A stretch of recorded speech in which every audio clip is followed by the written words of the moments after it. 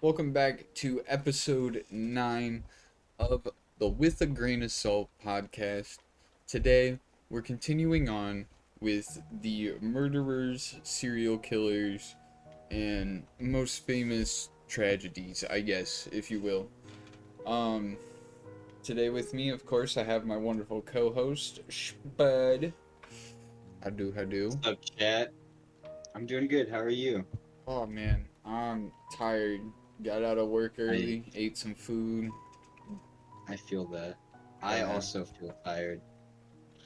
I still got a big stream tonight, so. It's okay. I'll be there too. But don't forget to check out the Twitch for live streams of the episodes, and we will read any questions that are in the chat at the end of the video. So we'll make that a whole section. Um, if you want live Man, notifications of when we are streaming, when video uploads, questions, or actually I just started letting the Discord started letting them know too the next 5 episodes before they're even out. So don't forget to go check out the Discord, which is linked down below. And yeah. yeah. I'm also trying to build like a little link tree so then we can get all of our links going. We also just started a TikTok, so that's going up. Yeah, go check that out.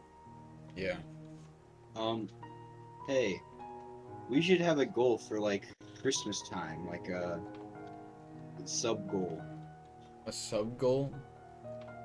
Yeah. I say 350 followers. 350? I think we can hit 350. You know what? I'm a jump the gun. 500. 500. I like 500 that. subs. And you know what? Matter of fact, Aiden. Matter of fact, Mhm. Mhm. if we get that 500 subs by Christmas, I think I will gladly sit down and work with someone to make our first piece of merch. Now, since it is only 500, I'll be honest, it won't be that big, but probably like a beanie or some stickers. But I think that'll I be feel like some stickers would be cool. Some like 500 stickers for the ones who are here, you know? yeah. Yeah, and I mean hell, we might even make them limited stickers. We'll see. Um but yeah, I mean I'm definitely excited to continue to watch this channel grow. But today, It's crazy it, in the growth in only like what 3 weeks since we started this channel. oh yeah, I'm absolutely amazed, and I love each and every one of y'all. So grateful. But all right, let's get into it. Today we will be talking about the Hart brothers. Um, if you don't know, they are probably one of the first ever known serial killers in U.S. history. I would say even before Jack the Ripper. But yes, we could have done this video before the Jack the Ripper. But I feel like Jack was the most notable, if you will, because you don't hear people More talk. renowned. Yeah, you don't hear people really talking about the Hart brothers because of mostly the time that it all settled in, which we'll go into it. All right. The back country had no police. It had no courts. It had only rumor, revenge, and sometimes monsters. Tonight, we tell the story of the Harpe brothers, Big Harp and Little Harp. Two names that frontiersmen whispered with the same dread they reserved for wolves and river pirates. Evidence, witness testimony, and the grisly trail they left behind. This is one of the earliest and bloodiest crime sprees in the early U.S. history.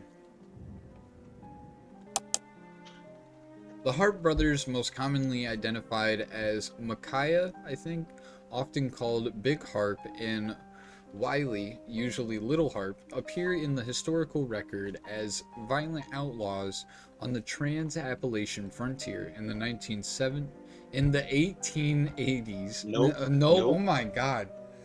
You got there. Hold up. Rewind. let You me got this. let me see if I can get my numbers now. 1780s to 1790s. Their story sits at the messy intersection of post-Revolutionary War lawlessness, loyalists raiding parties, Native American warfare, river piracy, and some historians argue pure sadism. Exact origin, sadism, whatever. Sorry. Exact origins are fuzzy. Some records suggest they were from North Carolina and may have used the name Harper originally. After the Revolution, they drifted west, sometimes attached to loyalist and Cherokee war parties, sometimes living among the Chickamauga Cherokee. I think that is a pretty cool name. Near what's now Chattanooga. Chattanooga, Tennessee, baby. I think I got that. War, banditry, and the turn to murder. During the Revolution and its immediate aftermath, the frontier was chaotic. Captain James Wood, Continental. That says Continental, right? Yes, Continental officer. Okay. Captain James Wood, a Continental officer and eyewitness to parts of the Harp's early career, later described their participation with brutal Tory raiding gangs that beat, raped, robbed, and murdered settlers, accused of patriotic sympathy. They joined a Tory rape gang, preying upon all who they did not take kindly to. Captain James Wood, contemporary accounts summarized in historical sources. Whether motivated by political allegiance, survival, or psychopathy, the Harps' violence escalated. They participated with the Chickamauga Cherokee war parties in raids and, according to a variety of period reports, in kidnappings such as that of Maria Davidson and Susan Wood. Uh, Important distinction. The frontier sources are a mix of militia reports, settlers' testimony, bounty notices, and later retellings. That means separating legend from corroborated fact is hard, but there is a spine of documentary evidence and Jesus, you're throwing in so many big words. Contemporaneous. Contemporaneous witness reports that historians use. I'm dyslexic as fuck, bastard. You're sabotaging me. My bad, my bad. The Harps operated across modern Kentucky, Tennessee, and the Old Southwest. They robbed travelers, raided cabins, murdered settlers, including children, often with a brutality that shocked even other criminals. Accounts attribute many murderers to them, and several contemporary settlers and militia members provided testimony about specific incidents. Witness testimony compiled later, in militia reports and in reward notices, accuses the brothers of seemingly motiveless killings, killing for the thrill, killing to remove an annoyance, or killing to intimidate. Yes, a cowboy should. Sorry, they weren't cowboy. I don't think they were more. It was a little bit after. Yeah, they were just like. Cowboy. Yeah, they were just like random settlers, I guess. One widely repeated but contested account says Big Harp killed his own baby daughter by bashing her head against a tree because her crying annoyed him. Holy shit. The grisly anecdote appears in several stories and lists of historic killers, but as with many frontier stories, it's difficult to fully corroborate. Dude, holy fuck. Another feature of their violence, indifference to victims' status. Accounts claim they murdered men, women, children, and even infants. They also sometimes mutilated or dismembered corpses, a detail that made their contemporaries treat them as beyond the pale. Go ahead. Damn, they literally were just that crazy that like their name spread, and everyone was like, "Nah, don't." It's like Voldemort. Well, I mean, yeah, when there's literally stories of this guy just straight up killing his kid because she was crying, all because he was Yeah, annoyed. And like that's literally what they are known for is simply the the needless kills just because yeah. you know? Okay. Yeah, Like it's it's just crazy. crazy. It's crazy. That really like that isn't a normal human mind. Mm-mm. Kidnappings while living near Nickajak. Nick Jack. What'd you I just did call not. me? Yeah, that's why. This is why you made me read this one, huh? Set me up. This is part two of him setting me up. Sources note that the kidnappings of, or sources note the kidnappings of Maria Davidson and Susan Wood during the brothers' period among the Chickamauga Cherokee. Those come from later regional histories and local tradition record in county and state historical materials. Number two, Battle of Blue Licks in 1782. Uh, It's the Battle, battle. sorry, Yeah, it's the Battle of of Blue the Licks Blue Licks Association. Association. Yeah, in 1782. My bad, I can't read. Oh, good. Weirdly placed. Uh, it's fine. Sorry. Some reports place the Harps with a British-aligned Chickamauga force present at frontier engagements like Blue Licks.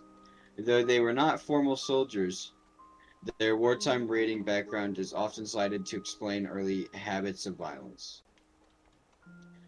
Number three, the July August, the July through August 1799. Is that posse or Yeah, Posse.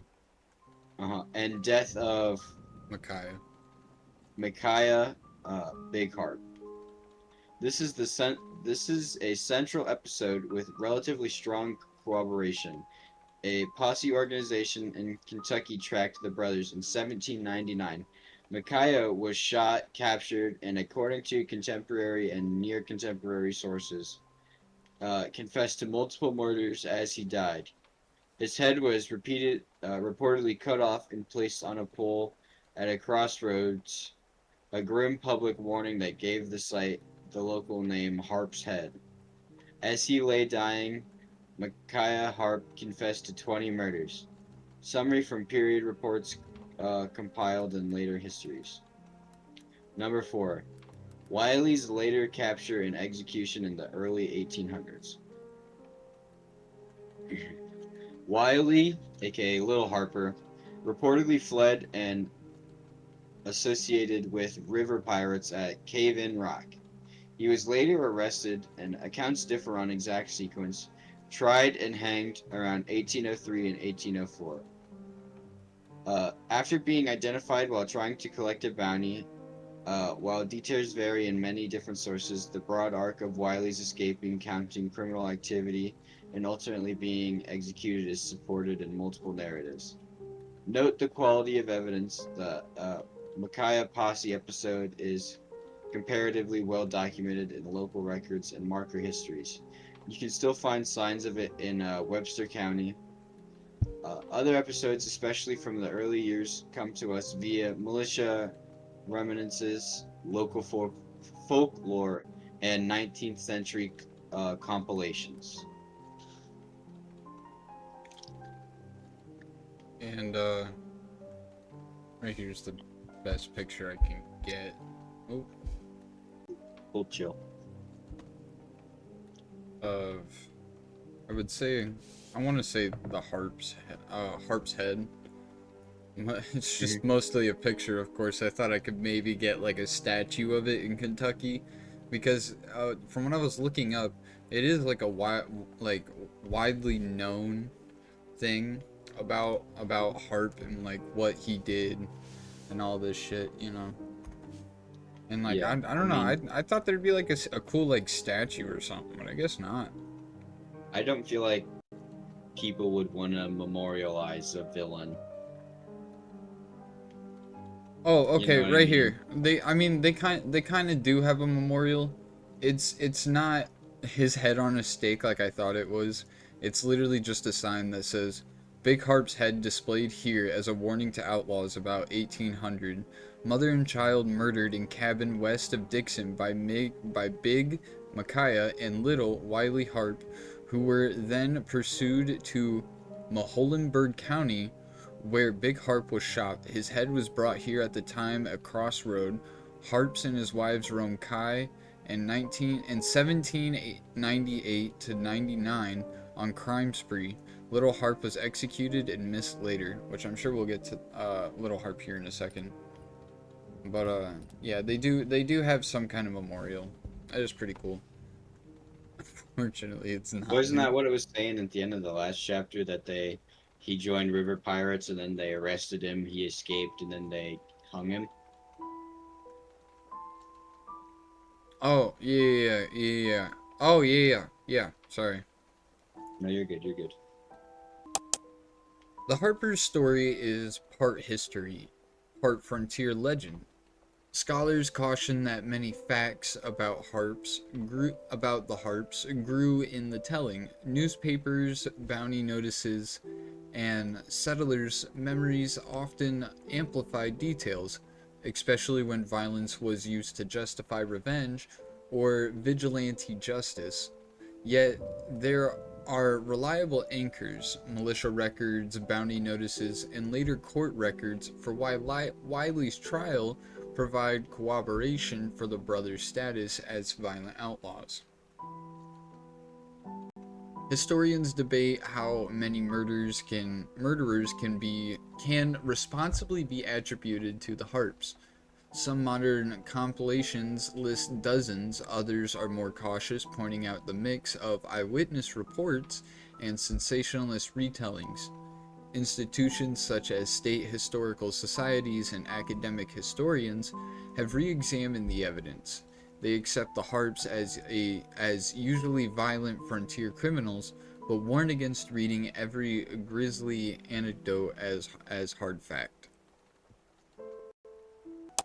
The harp's notoriety grew over the centuries. They became fixtures in frontier folklore, appear in novels and plays, and inspire songs and television episodes exploring early American violence. Their story raises larger questions about how societies remember and mythologize violence during chaotic periods. Visit Webster County and you'll find a roadside memory called Harp's Head Road. Yep. Go to the archives and you'll find militia testimonies. The Harp's Tale is both a warning about lawlessness and a mirror held up to America's violent borderlands. Borderlands?